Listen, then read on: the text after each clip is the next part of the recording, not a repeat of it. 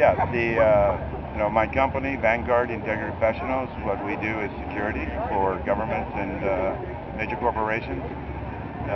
Because of my contacts, I have close contacts with intelligence in the United States. So I began asking for threat estimates over the situation in Mauritania before I actually came over here, but in the last 4 days I've been monitoring it very close.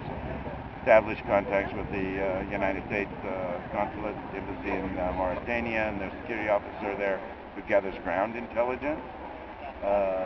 And then also they've been receiving information from the French and the German intelligence agencies. So we've been seeing the threat escalate and realized that even when the four tourists that were shot in last week on Monday, I knew then that wasn't a random act of theft.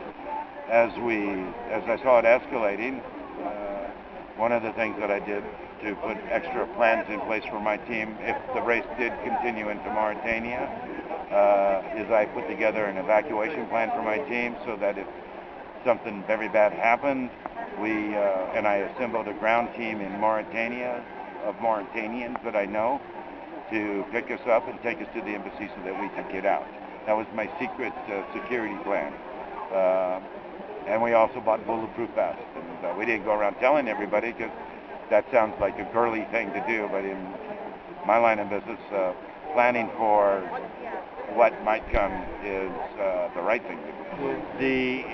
The intensity of the warnings or the messages that were coming out changed as each day moved forward.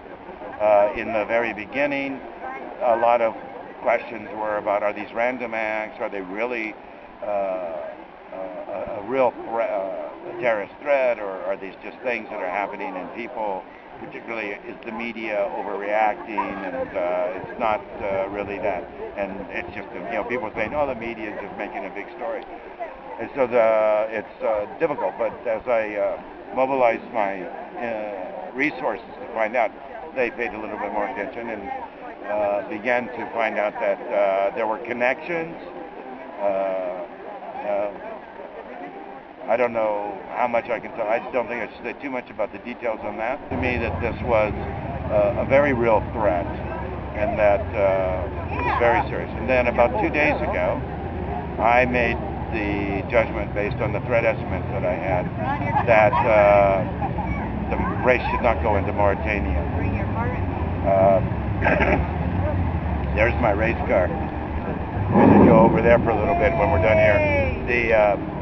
And I thought the race would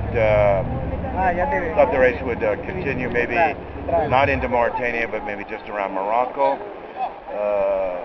But this morning we found out that the organizers have received direct threats and that they fear attacks against the race even in Morocco. And so they made the decision to cancel the whole thing. And while as a competitor, and I've invested so much money, and so have so many other people. Some people sold their houses just to live the dream, and now they have no house. And so my losses are not as big as others, even though it may be more money. But I want to say, while I'm extremely disappointed in what has happened, I believe and stand by the decision that the Dakar people made, that it's more important the safety of the people than the race this year. And I think it's unlikely that the threat will go away before next year's Dakar. But that's just what I think at the moment.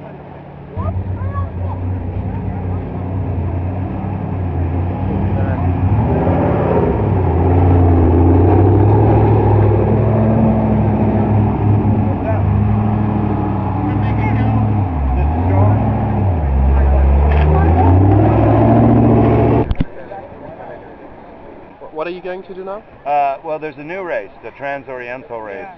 My team manager is one of the owners, along with Gilles and Ronn.